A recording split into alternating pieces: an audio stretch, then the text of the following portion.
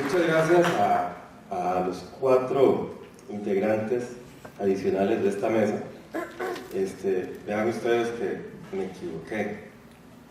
Cuando por género hay mayoría femenina, uno tiene que referirse a las 4 integrantes de esta mesa. Así es que tenemos que ir rectificando por ahí las cosas. Ustedes pudieron observar en esta introducción que nos hizo don Álvaro de aspectos de política nacional, como las intenciones de un centro de capacitación, sobre todo buscando posibilidades de mejorar conocimientos, pero igualmente transferir conocimientos y haciendo análisis de tecnologías alternativas que se adapten a diferentes condiciones del país. Igualmente, doña Laura nos hizo una presentación interesante de los conflictos que de pronto un grupo comunal tiene que atender y cómo se han ido moviendo al respecto.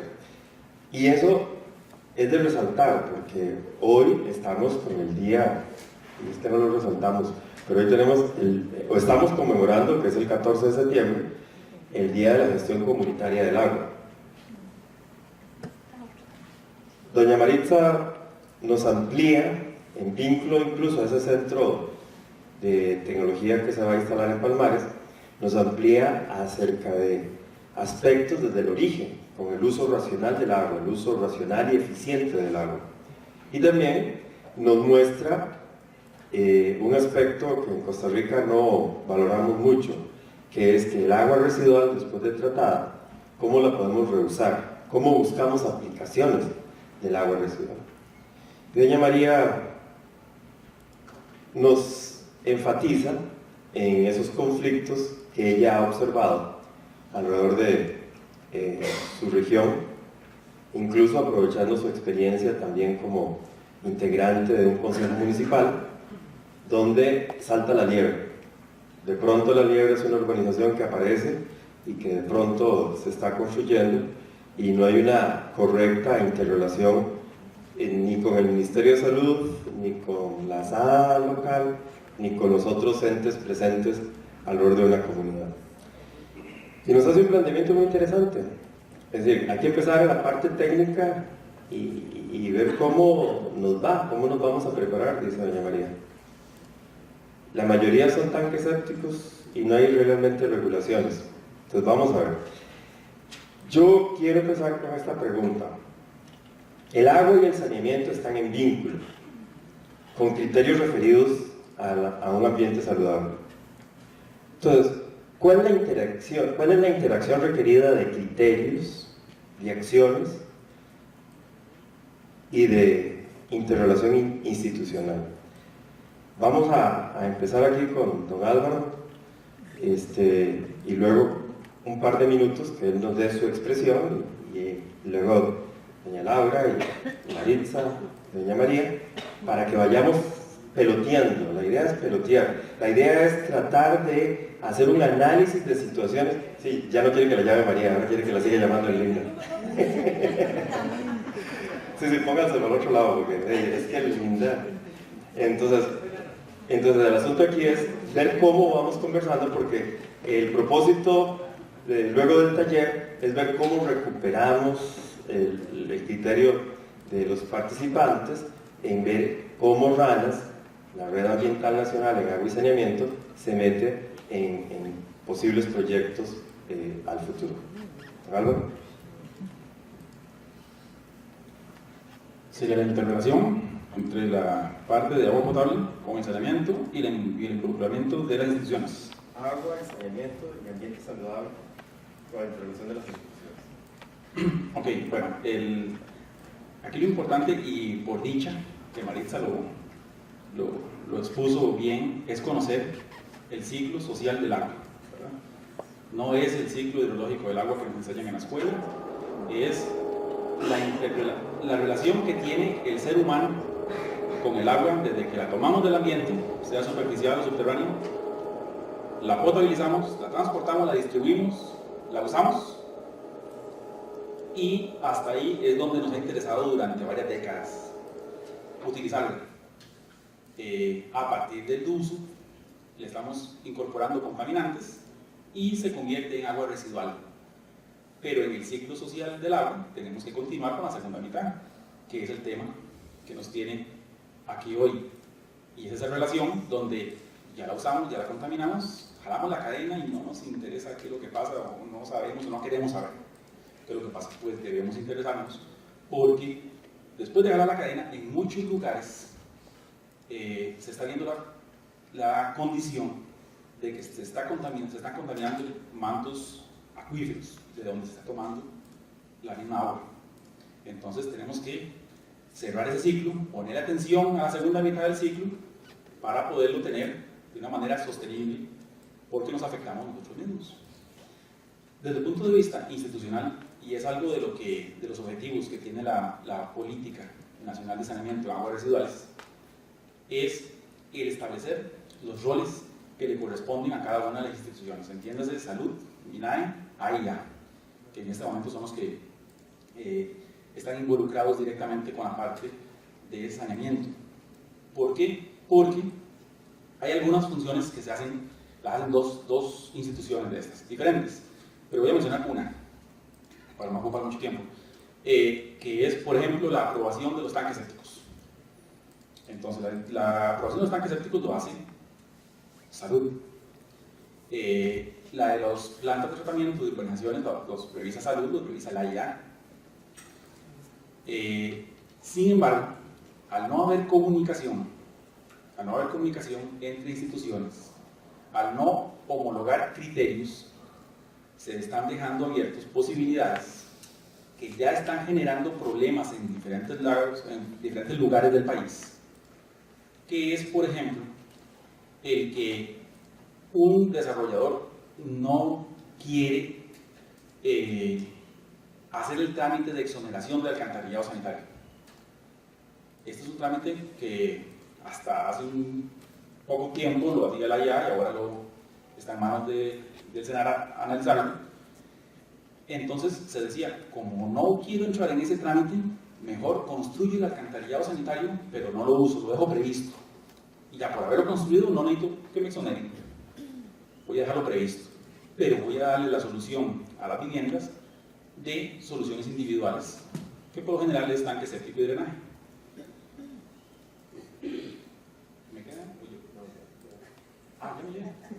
Entonces voy terminando con este ejemplo, que si quiero que lo analicemos, y es que el Ministerio de Salud le da el permiso de construcción a este desarrollador, y resulta que han sido lugares, y lo vemos nosotros ya hablando, ya como no haya rector, haya operador, lo vemos nosotros en diferentes lugares donde no se analiza, como no se pidió la exoneración, no se analiza la interrelación o la interrelación que puede haber entre el agua residual que se infiltra y el manto acuífero que está interactuando con esta agua residual. Y eso nos trae problemas a los operadores. En este caso lo doy como ejemplo de la IA, pero igual puede ser una SAA, puede ser una municipalidad, por la misma ESPH. Y ese es el tipo de comunicación, coordinación, homologación de conceptos que deben mejorarse entre las instituciones para no afectar por un mal uso de la gestión de las aguas residuales, afectar la parte de agua potable. El problema básico que tenemos a los que nos gusta este tema es que nos cuesta que nos paguen. O sea, hay que estarlos interrumpiendo porque si nos dan el churuco, uno quiere seguir hablando. Laura. Bueno, siguiendo con lo que mencionaba Álvaro y relacionado, una de las cosas que pienso que debe haber es un cambio de paradigma en el sentido de que, en primer lugar, como lo decía Álvaro en lo del ciclo, es la misma agua, ¿verdad? O sea, el agua que consumimos y después se va al alcantarillado es la misma agua que después va a volver y que vamos a volver a usar en el ciclo, ¿verdad? Y nosotros tendemos a ver el agua residual como un problema y más bien deberíamos verlo, valorizar ese recurso, lo deberíamos ver como un recurso, ¿verdad? Y pensar más bien que a la hora que hacemos tratamiento de aguas residuales podemos recuperar cosas que tienen un valor. Por ejemplo, el agua misma para reuso. Cuando hacemos tratamiento de aguas residuales podemos valorizar el lodo que queda al final, podemos tener energía eléctrica, hasta la misma grasa que se separa ahora se puede valorizar. Entonces, cambiar el paradigma y empezar a ver el saneamiento como no un problema, sino algo que tiene valor y que tiene soluciones y que más bien puede mejorar la economía del lugar, ¿verdad? Y ser un recurso muy valioso. Por ejemplo, en países donde llueve muy poco, como por ejemplo Perú o lugares desérticos, el agua residual al final no es un problema, porque la tratan y después la reusan en su mayoría, ¿verdad? Entonces mucho tenemos que empezar a cambiar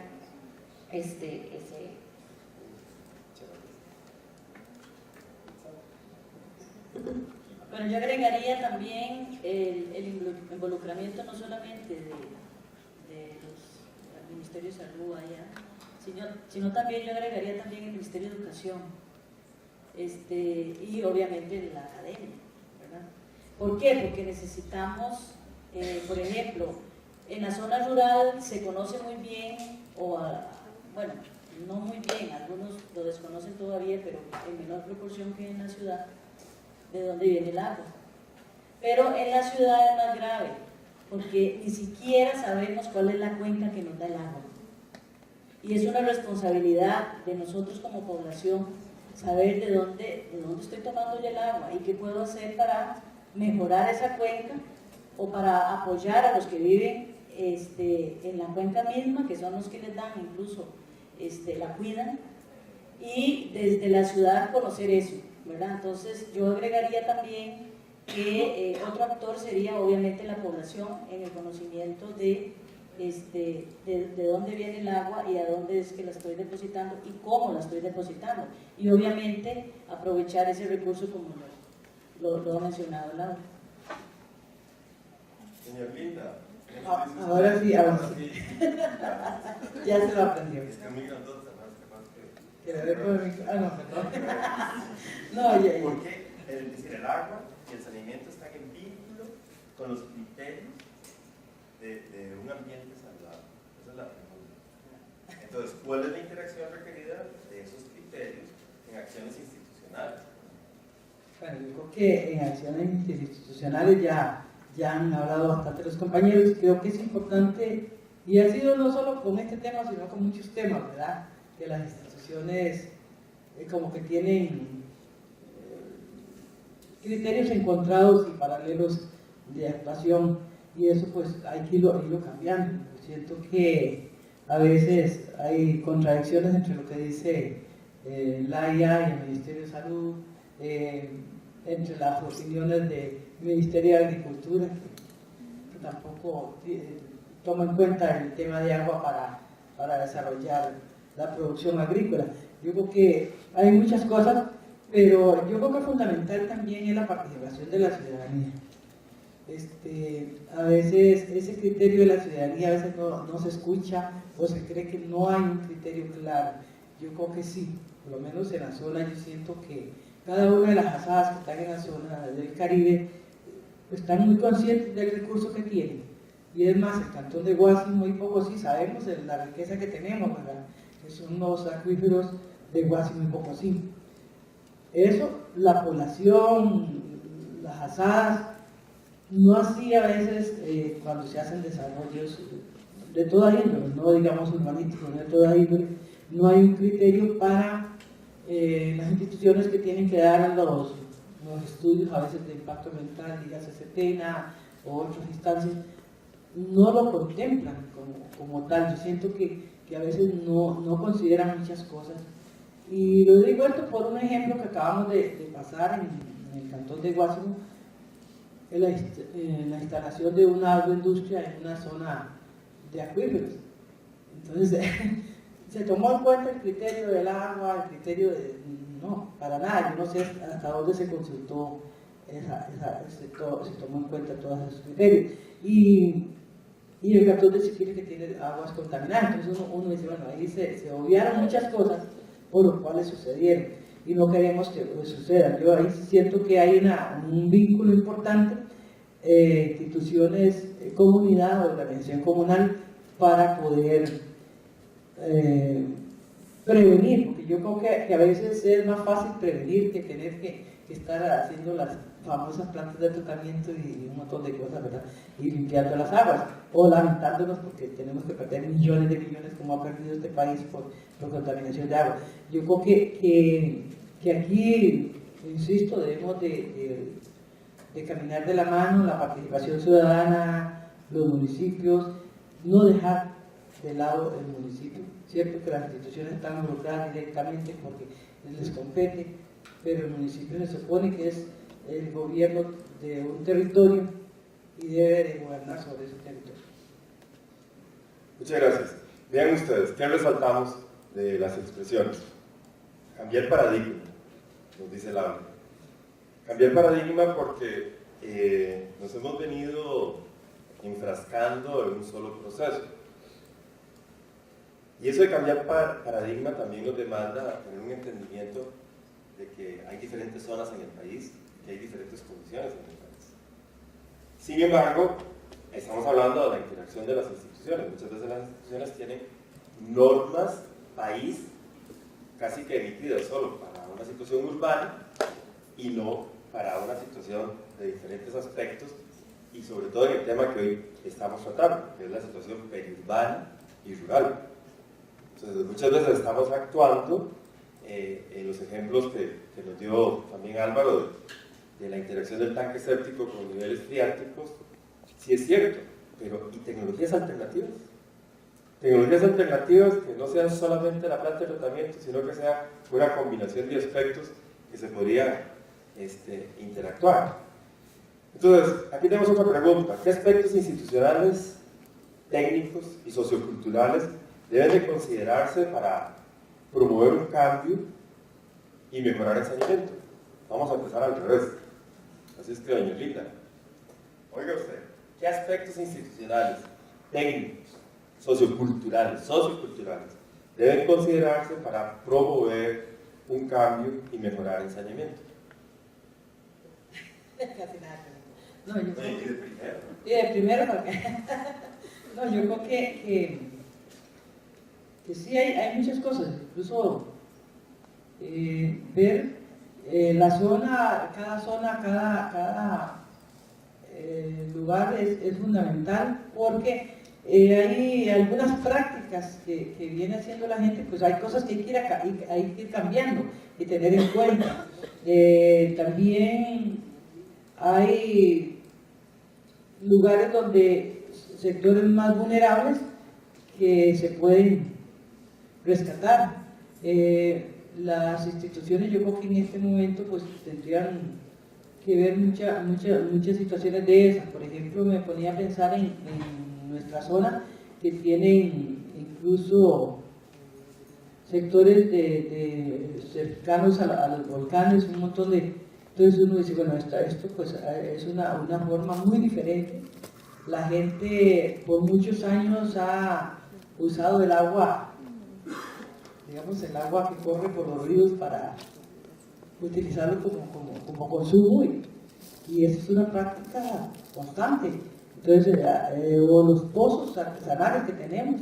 Entonces, como que hay que considerar todos esos puntos importantes porque en este momento no toda la población está recibiendo en las zonas rurales agua por la cañería, o sea, nosotros tenemos mucha gente que depende de pozos artesanales, entonces yo creo que eso hay que contemplarlo también a la hora de aplicarla, porque no son núcleos de viviendas, sino que son viviendas rurales en diferentes lugares, fincas, donde usan aguas que se supone que por mucho tiempo fueron propias, la verdad sabemos de que no, pero toda esa situación hay que ver cómo se va a abordar, porque si usted llega y dice, bueno, sí, la finca de los Jiménez tienen sus aguas y la hacen como ellos quieren, entonces ¿cómo yo voy a sanear en esa situación? Entonces como que eso hay que tomarlo en consideración para ver cómo se va a abordar, ¿no? Las instituciones cómo lo van a abordar. Es cantidad de personas, incluso de fincas grandes que tienen su propia agua, y hacen su alcantarillado propio, y a dónde va y quién va a controlar. Y no nos vayamos también solo a la parte rural de las familias, sino organizaciones, escuelas, por ejemplo, la escuela del trópico húmedo tiene su propia, cómo se trata eso, cómo se involucra la escuela del trópico húmedo en esta situación, ¿verdad? Porque y así pueden haber otras instituciones, otras organizaciones que tengan su propia forma de saneamiento o únicamente pues utilizan el agua. Entonces, ¿cómo hacer eso? Yo agregaría además lo que he venido comentando, que es el involucramiento de la población, o sea, que conozcamos realmente cuántos son los metros cúbicos de agua que consumimos en nuestros hogares. Es una práctica que la mayoría no lo hacemos. Simplemente se pregunta, ¿usted sabe en su casa cuántos metros cúbicos de agua se consumen? No, sí pago tanto. Sí pago 80.000 de agua, me han dicho, en la zona rural. Pago 80.000 de agua. ¿Y cuántos metros cúbicos consumen? No sé. Entonces, es parte de ir conociendo todos estos, este tema, porque eso también permite orientar la educación que tenemos que ir desarrollando en nuestra población con respecto al ahorro de agua. También el tema de mantenimiento de los sistemas. También son acciones que tenemos que desarrollar. Generalmente va uno a una vivienda y pregunta, bueno, ¿a dónde está el tanque séptico? No sé. Bueno, ¿y la trampa de grasa? ¿Tienen trampa de grasa? Sí, ¿cada cuánto le da mantenimiento? Nunca. Y entonces se va uno a ver la trampa de grasa y está llena de gusanos. Y el tanque séptico lo encontramos si hay olor. Si no hay olor, no sabemos dónde está. Entonces, es parte de lo que tenemos que ir debajo de la sala, debajo de la casa del vecino, exactamente. Y ahora que dice doña Glenda, debajo de la casa del vecino, entonces también tenemos que cambiar el que bajamos la palanca y que se vaya el agua donde, mientras la separo de mi casa, yo no tengo problema, entonces debajo del vecino, ¿verdad? Lo mismo que las aguas grises.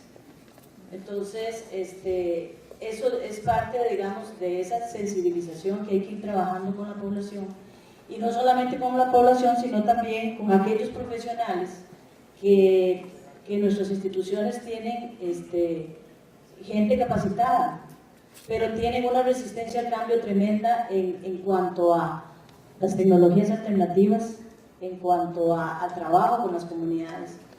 Yo tengo la experiencia de funcionarios que llegan, funcionarios municipales que llegan a una comunidad con una falta de respeto hacia las asociaciones de desarrollo, porque dices, yo soy el que sé, y ustedes no saben nada. Y eso es una de las cosas que es difícil, pero no por eso deja de ser imposible poder trabajar con ellos.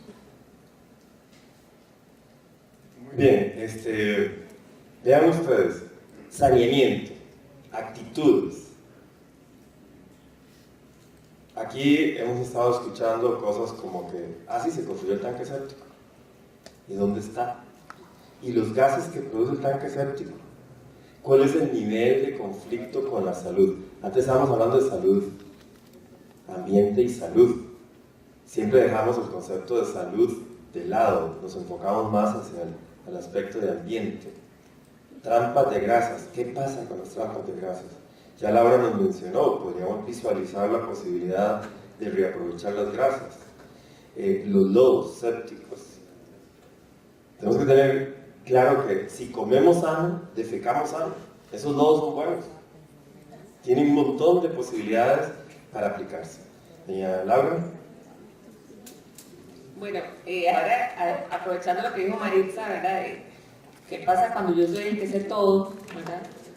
Ayer hablaba con un ingeniero muy bueno que sabe mucho en AIA y le contaba que vamos a hacer un proyecto para analizar alternativas para tortuguero, ¿verdad? Ajá. Entonces me dice, mira, ahí lo que tenés que hacer, mira, poner una planta de última generación con militamices, tenés que remover nutrientes, todo por bombeo, y después, no clores, poner ultravioleta. Y le digo yo, ¿de qué estás hablando? ¿De qué estás hablando? Es una asada, ¿verdad?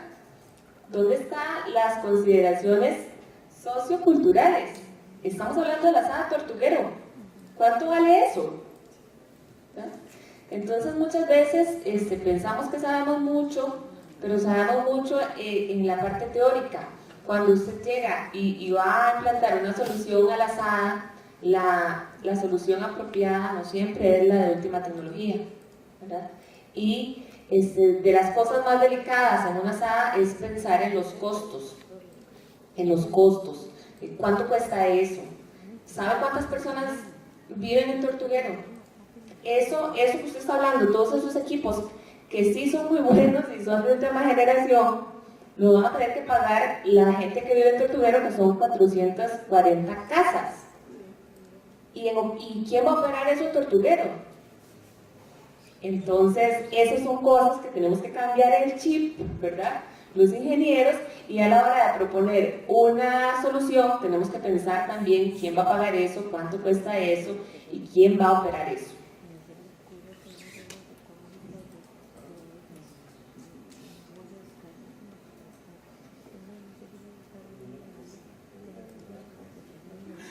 Ok, aspectos institucionales, técnicos y socioculturales para mejorar el saneamiento. En institucionales, bueno, una de las que se ha discutido varias meses ha sido mejorar la capacidad instalada desde el punto de vista de capital humano, o sea, de personas, tanto en cantidad como en conocimiento.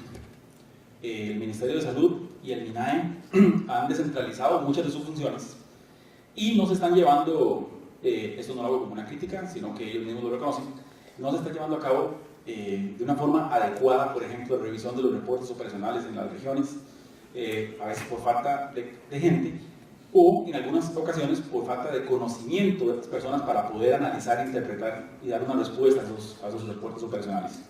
Desde el punto de vista técnico, y ya lo han mencionado las tres compañeras, el analizar tecnologías alternativas en zonas rurales y periurbanas, pero como tecnología apropiada, teniendo siempre el concepto de tecnología apropiada. Por ejemplo, y menciono solo un caso, pueden haber más, pero hay que reconocer, por ejemplo, el esfuerzo que está haciendo, o la iniciativa que ha tenido la UTN en incluir en una de sus carreras de ingeniería el curso de diseño de plantas de tratamiento de aguas residuales, enfocado principalmente a tecnologías alternativas. Entonces, esto va a ser, creemos muchos, de gran ayuda para municipalidades y asadas principalmente. Y hay que reconocerlo a don Oscar Vega, que es el director de la carrera que ha incorporado estos conceptos en esta carrera aquí en la UTN. Y desde el punto de vista sociocultural, bueno, las buenas prácticas en la generación de aguas residuales. Y lo mencionaba Maritza, con la trampa de grasas. El tema de dónde van las aguas residuales. No solo las negras, que son las del servicio sanitario, las aguas residuales en general, con grises y jabonosas. Si tenemos un tanque séptico, ¿deben ir todas al tanque séptico? ¿Deben ir todas al alcantarillado sanitario? Sí, deben ir todas. ¿Qué sucede con las aguas grises y jabonosas que vienen del fregadero y demás, que vemos que caen al cordón de caño y van a los ríos? Bueno, hay un dato ahí rápido como para que lo tengamos en mente, de que una vivienda al mes genera cerca de un balde de desechos de grasas, aceites y desechos de comida. Un balde al mes por vivienda. Imagínense unas 500.000 viviendas que no tengan conectado el 100% de sus aguas residuales, y ustedes las pueden identificar cuando pasan por el frente y ven restos de arroz y frijoles al frente del cordón de caño. Algunos se arrugan la cara, pero es una realidad que tenemos. Bueno, son 500.000 baldes al mes de grasas, aceites y residuos que van a los ríos, y los ríos no saben qué hacer con eso. Entonces, eso es parte, digamos, de las buenas prácticas que debemos empezar a educar a la población.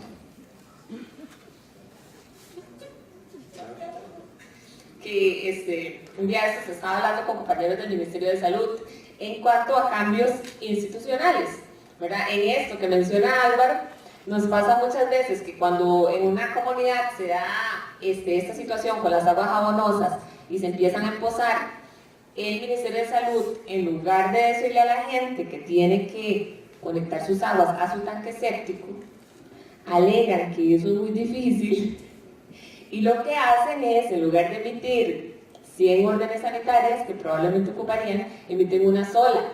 Entonces la emiten a la IA y le dicen tiene que hacer un alcantarillado sanitario.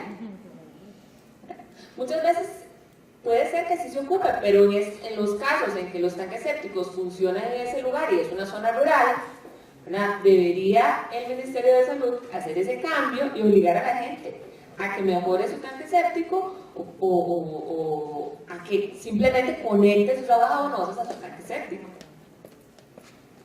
Vean qué interesante. ¿Hay alguien en el Ministerio de Salud? Diego, vos Diego. Y ahí hay 8. Hay todos en el Ministerio de Salud. Y no tenemos a nadie en el Ministerio de Salud aquí arriba. Y hace rato estábamos mencionando de que es ambiente saludable, es decir, que hay vínculo en la salud de una forma intrínseca. Ese concepto de mejorar capacidades que nos resalta Álvaro, yo creo que es muy importante. Esa observación que resalta también Laura, en el sentido de que las aguas jabonosas vayan al tanque séptico, también es importante.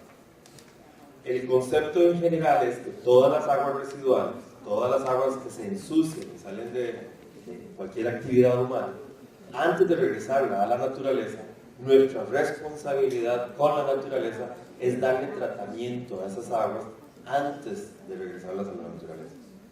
Entonces, Maritza nos mencionó del asunto de las biojardineras, cuando se planteó como una técnica alternativa para darle también tratamiento a las aguas jabonosas cuando la gente tiene miedo de que las aguas vayan al tanque séptico. Pero se le da tratamiento a las aguas grises de una manera en procura de reusar las aguas grises de muchas maneras. Entonces, pero eso nos lleva a los conceptos institucionales.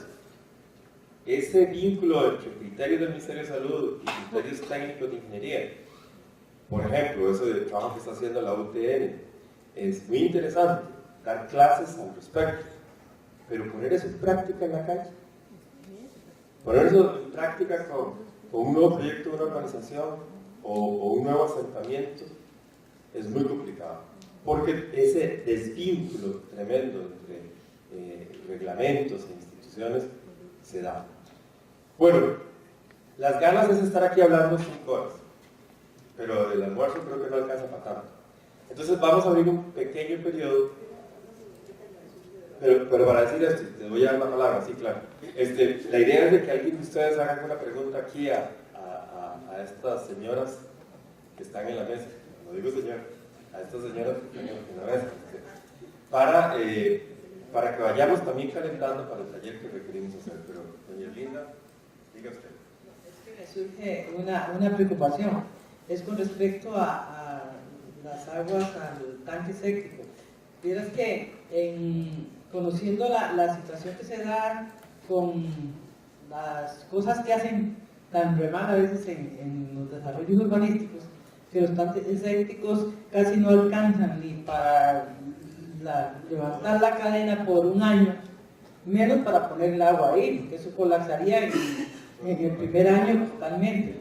En la zona norte tenemos lugares que han colapsado al año y medio, 2 años, y entonces el tanque séptico no reunía las condiciones, ¿verdad? Máximo en un clima como ese donde hay agua casi todo el año, entonces, y por todo lado, entonces, ¿qué tipo de capacidad tendría que ver también que tener ese tanque? Álvaro nos mencionó hace un momento el asunto de las dimensiones y de los diseños. Para eso, doña Linda, yo tengo un concepto. A como come el mulo, así produce.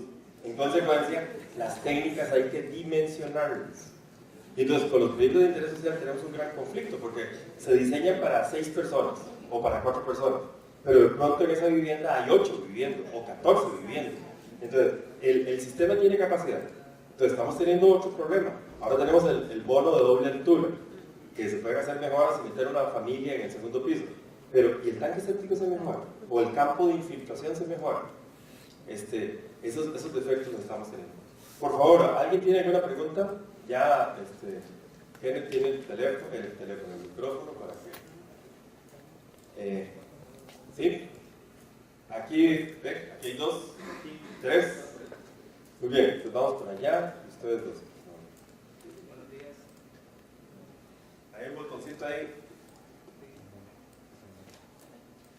Buenos días. La pregunta es con respecto a los planes reguladores.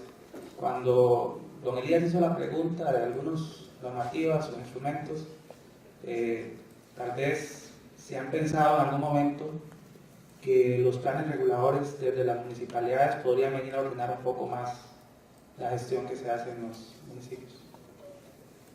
Muy bien. La otra pregunta, escuchemos las preguntas y luego coordinamos respuestas, ¿sí?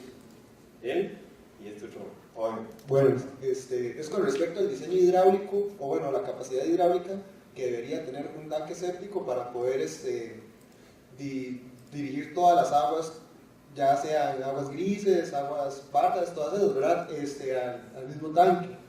¿Cuánto sería los metros cuadrados o el área? Porque me imagino que no tiene, digamos, uno normal no tiene la capacidad de sostener todas las aguas, ¿o sí? Bueno, esa es mi pregunta.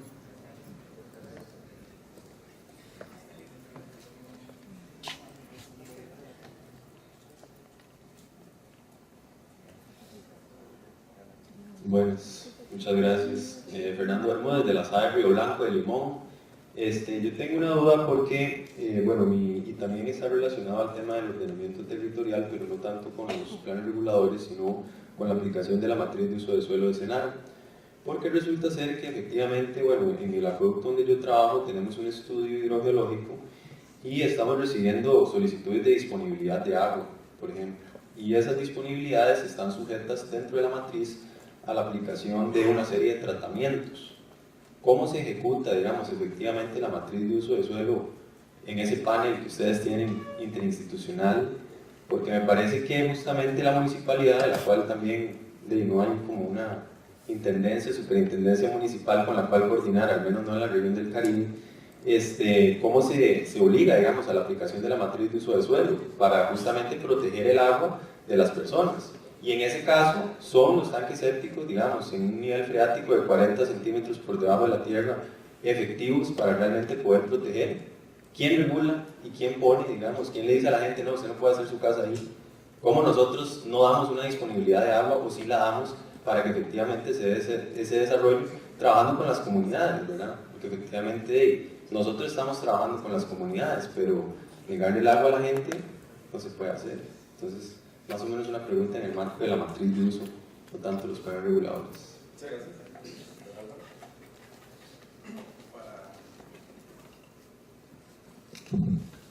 Para tratar de responder la primera pregunta sobre los planes reguladores en las municipalidades y si incluyen el tema de saneamiento.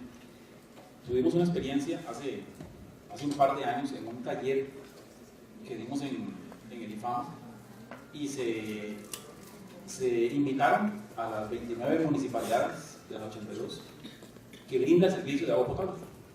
Y se invitaron porque era un taller para que conocieran la parte de participación de las municipalidades en la construcción de la Política Nacional de Saneamiento en aguas residuales.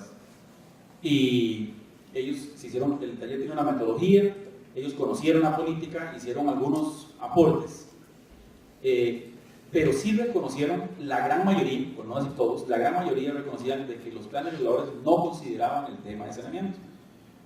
Parte de las justificaciones que ellos mismos mencionaban, ellos mismos me refiero a que de municipalidad venía un técnico y un representante más. Podría ser alguien del acueducto, un administrativo, un asistente del alcalde, ¿verdad? Pero reconocían de que no conocían del tema. El tema saneamiento no está, digamos, dentro de la agenda de los gobiernos locales. Y ese taller fue para tratar de hacer conciencia en eso, tratar de hacer conciencia en que lo incluyeran. Sabemos que algunos, por ejemplo la Municipalidad de la Unión y hay otras municipalidades que administran redes de alcantarillado sanitario y plantas de tratamiento, han tratado de hacerlo, o lo están haciendo. Por ejemplo, el ejemplo más reciente que tengo, y es de hace 15 días, es que el año pasado la Municipalidad de Grecia contrató un estudio, el antepasado y terminó el pasado, un estudio que definiera qué área y con qué tecnología y dónde se debe construir el alcantarillado sanitario y la planta de tratamiento para la ciudad de Grecia.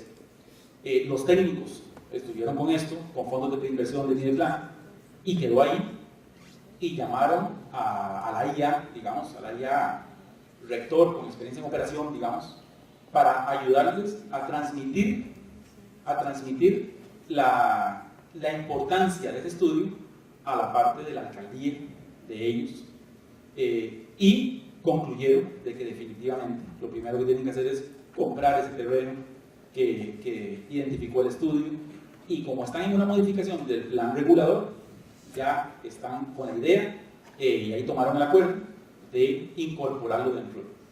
Pero son casos aislados. Necesitamos difundir más esta información, esta importancia de la gestión de aguas residuales. Esto fue, imagínense, que fue con las municipalidades que dan el servicio de abastecimiento. Ahora se podrán imaginar que es va a ser mucho más difícil con las municipalidades que ni siquiera están relacionadas con un servicio de abastecimiento de agua total. Es todo un reto para el país.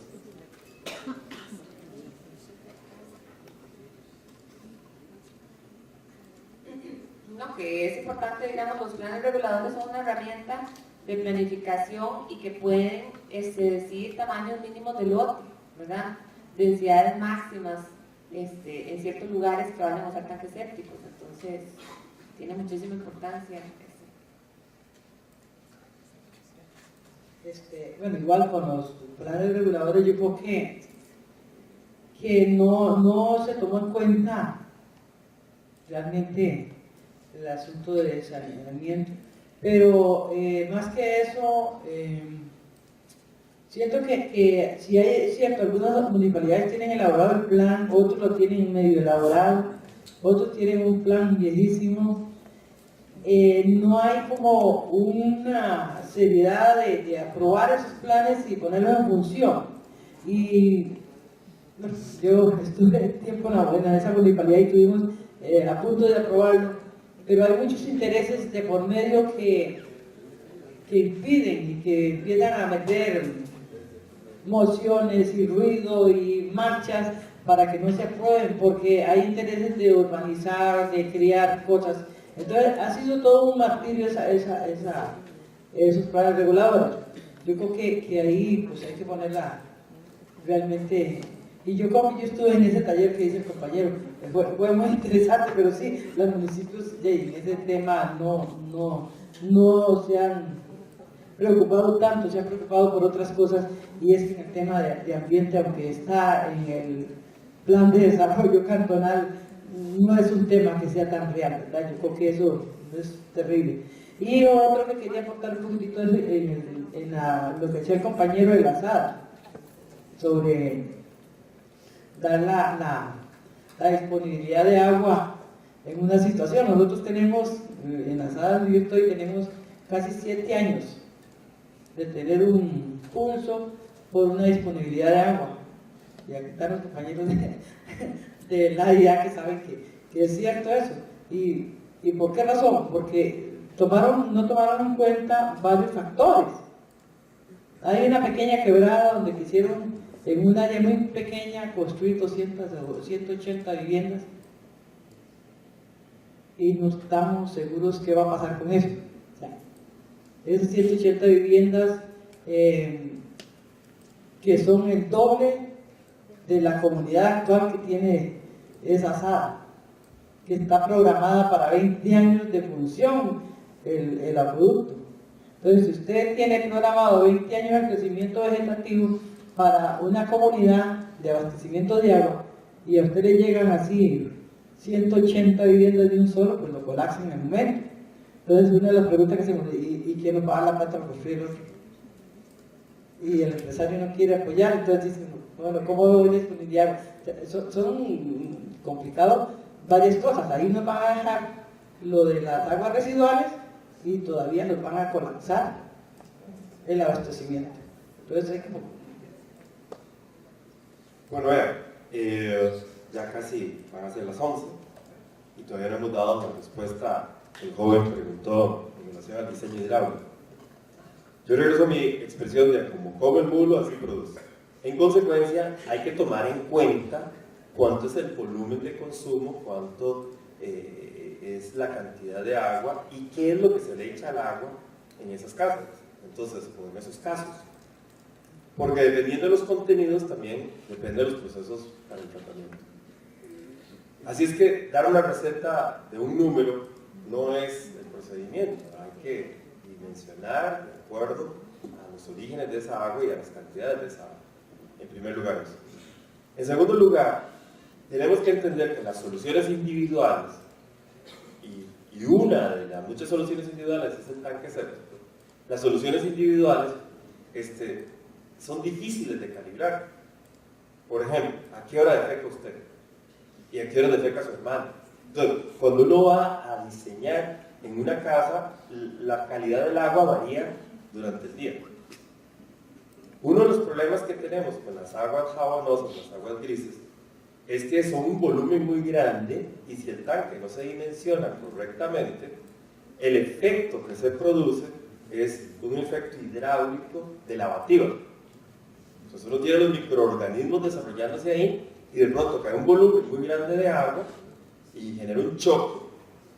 Más que el problema del drenaje, porque el drenaje se trata diferente y también hay procedimientos para hacerlo, dentro de la cámara como tanque hay que tomar en cuenta eso. Para cerrar,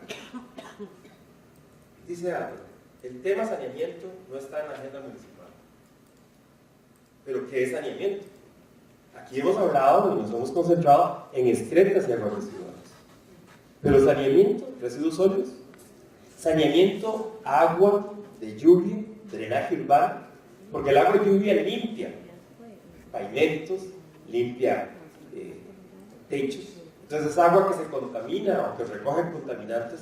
Entonces el agua de lluvia también es uno de los factores que deberíamos de tomar en cuenta y hacerlo intrínseco en este concepto de saneamiento. Entonces, lo que hemos hablado siempre es característico de nuestro país, siempre hacemos compartimentos. Entonces, dentro de esa concordancia interinstitucional que requerimos, está hacer análisis integrado del concepto de saneamiento. Vean ustedes que esta actividad ha sido convocada por RANES y se llama Red Ambiental Nacional en Agua y Saneamiento. Ese aspecto ambiental en agua y saneamiento fue para darle un carácter específico a agua y saneamiento. ¿Qué es lo que quiero referir? Esa matriz que nos piden para uso del suelo tiene mucho enfoque ambiental. Entonces, es una gran dificultad cuando estamos trabajando el tema de agua y saneamiento, porque de pronto también encontramos en el país dos soluciones: tanque séptico en un extremo y planta para el tratamiento de aguas residuales en el otro extremo. Y para aplicar esa matriz debemos de aceptar todas las otras tecnologías intermedias que podrían existir para adecuarnos a cada una de esas situaciones. Pero tramitemos un proyecto con tecnologías intermedias. Es un conflicto, aunque se dice que todo depende de si se demuestra bajo diseño las posibilidades, pero ahí hay una serie de conflictos. Agradecemos montones a ustedes como participantes en este evento que va a continuar con la estructura del taller. Agradecemos montones a nuestros panelistas aquí al frente en este conversatorio relámpago, porque yo siempre he dicho que conversar de este tema, sobre todo un viernes en la tarde, unas cervecillas ahí, un otro aperitivo, uno dura horas y horas, y sobre todo los que nos gusta y nos apasiona el tema. Hemos hecho montones de análisis en el país y hemos estado intentando que unamos fuerzas. Vean que hemos hablado de unir fuerzas con la parte institucional, las diferentes instituciones involucradas, Ministerio de Salud, Ministerio del Ambiente, Ministerio de Agricultura, y aparece Setena y ahora aparece Senara también en la película. Pero por otro lado tenemos la academia, el Ministerio de Educación. ¿Cómo realmente complementamos el proceso? Y sin duda está cómo las instituciones y la academia deben de definir las pautas y las estrategias de transferencia para que las comunidades igualmente preparadas colaboren en el proceso. El 77% de la población costarricense está conectada a un tanque séptico. Y no tenemos lineamientos técnicos como reglamentos. Tenemos lineamientos técnicos de los que hemos estudiado al respecto. Pero no hay lineamientos normativos país para guiar esa técnica que es la más utilizada en el país. Y es una técnica muy interesante porque se construye con fondos de las personas, de las familias, se le da operación y mantenimiento con los fondos de las familias. Entonces, ¿cómo hacemos un balance en el concepto correcto de ambiente saludable? Así es que, muchas gracias. 11 y 3 minutos para la etapa que sigue. Muchas gracias.